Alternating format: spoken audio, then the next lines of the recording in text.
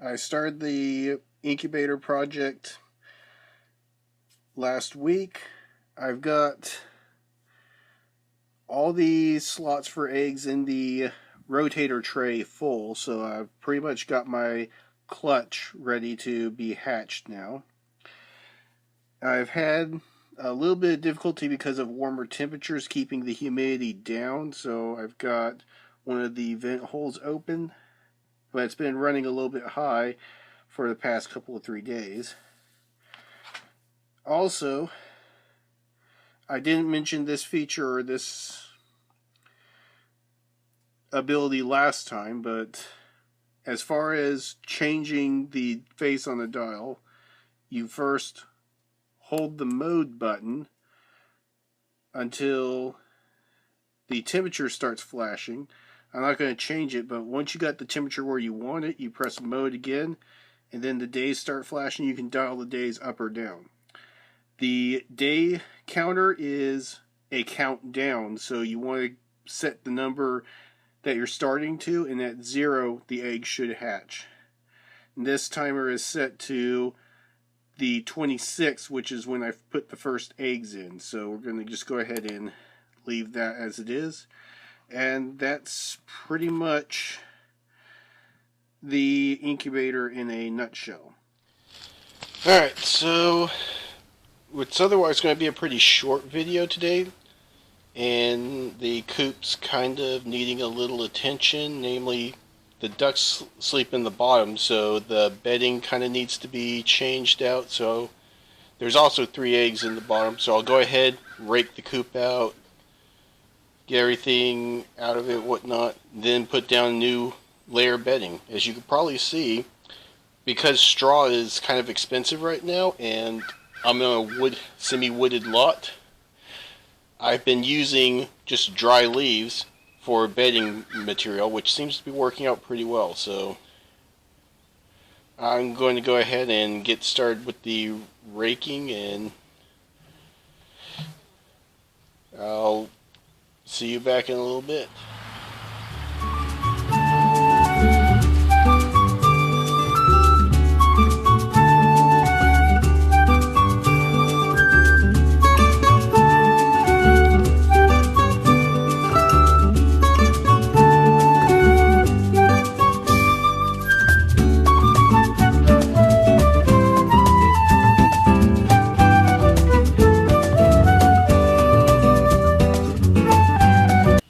Alright, so I'm back. I turned it off because it was mostly just raking and a bit of digging. You can kind of see what I've gotten out thus far, but pretty much I just cleaned out everything that was in the bottom of the coop. Right now it's over there in the wheelbarrow. I'm probably going to hang on to it because I've got another use upcoming for it. But now it's good to pretty much be moving the wheelbarrow and getting a new batch of leaves in, and then I'll go ahead and put those in, and I'll let you watch that.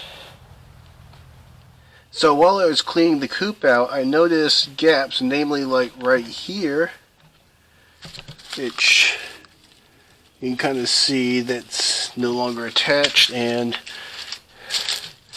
there's another gap over here where it looks like something's been trying to push its way in. So, well, right about there. So we're going to go ahead and start trying to take care of these. Alright, so got that nailed down pretty well, and got another one in over there, so hopefully that'll last for a little while.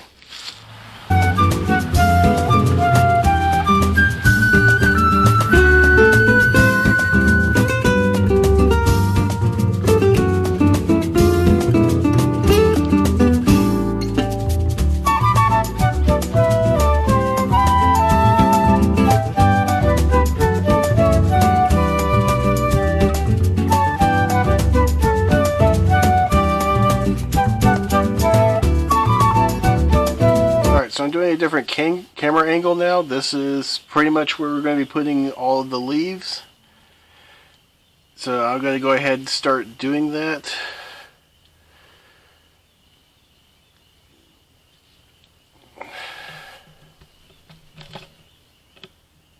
My leaf pile is over here. I raked it from the other side of the coop, so hopefully that's enough.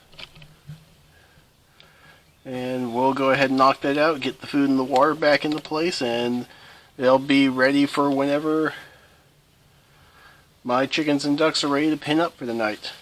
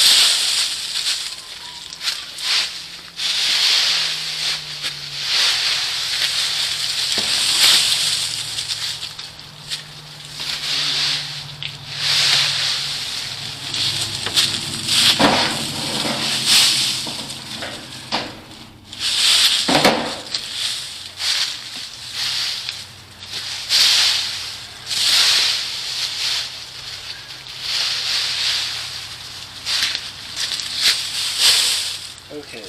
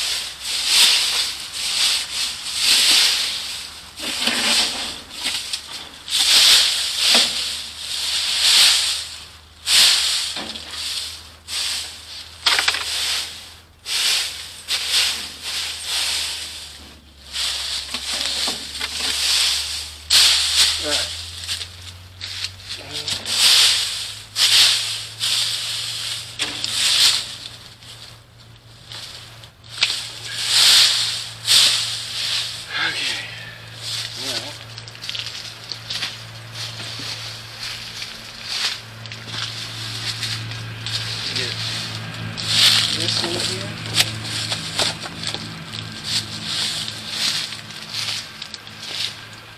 The actual water in here.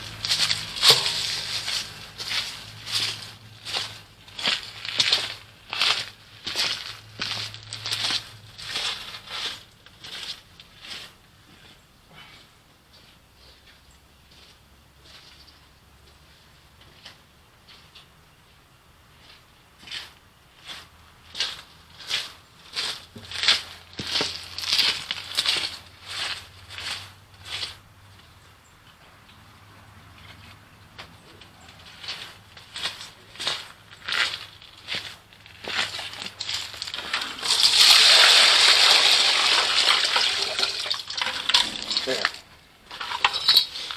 There's the water.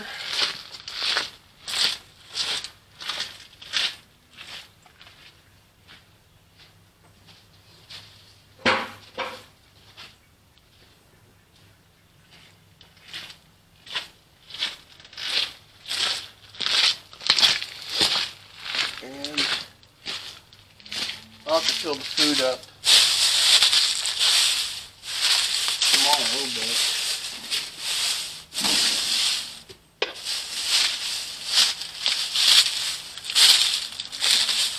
that should be sufficient. Alright, so in summary, I've pretty much got everything bedded down now. I'm basically using a dog bowl. That seems to be the most effective way that I've found thus far. Works really, really well with chickens. Ducks, they just kind of like splash it all out overnight or something of that nature. But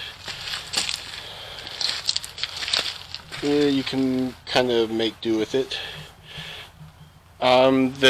They got enough to make it through the night. I'll have to feed them in the morning. I've found that if you feed them too much, they don't forage as vigorously and you spend more on feed. So that's something to take into consideration.